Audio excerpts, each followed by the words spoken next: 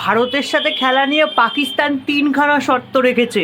কালকে আইসিসি আর পাকিস্তানের মিটিং ছিল, সেখান থেকে ক্রিক ইনফোর থেকে তিনটে শর্ত বেরিয়ে এসছে, মানে তিনটে খবর বেরিয়ে এসছে।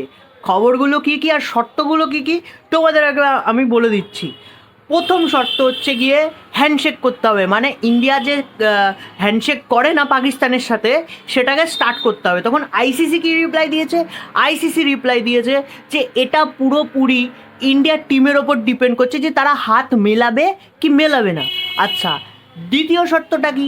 দ্বিতীয় শর্ত হচ্ছে যে ইন্ডিয়া আর পাকিস্তানের মধ্যে যে বাইল্যাটারাল সিরিজটা বন্ধ রয়েছে সেটাকে চালু করার।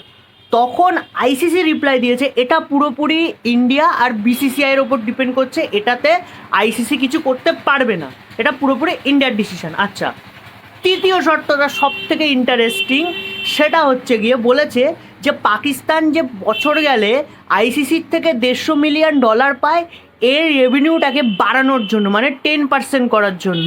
মানে ভাই, ওরা এত নাটক করলো, মানে লাফাঝাপি করলো পুরোপুরি টাকার জন্য। এখানে বাংলাদেশকেও ডেকেছিল এবং বলেছিল যে আইসিসিকে যে বাংলাদেশের যে ক্ষতিটা হয়েছে T20 ওয়ার্ল্ড কাপ না খেলাতে, সেখানে বাংলাদেশকেও টাকা দেওয়ার জন্য। কিন্তু তখন আইসিসি রিপ্লাই দিয়েছে যে বাংলাদেশ নিজের ডিসিশনে আসেনি, সেই কারণে আমরা কোনো টাকা দিতে পারবো না। মানে কাংলাদের উপর বন্দুক রেখে এই যে পাকিস্তান 71ও খেলে দিয়েছিল, এখানেও খেলে দিল। মেয়ের ওদের দরকার ছিল টাকার। এখানে বিসিসিআই এর সব থেকে বড় ভুল কি জানো?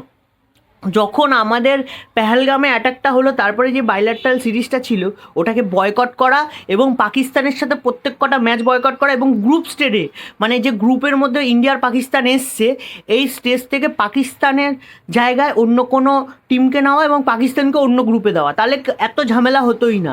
ঠিক আছে, আরও আপডেটের জন্য চ্যানেলটাকে ফলো করে রাখো।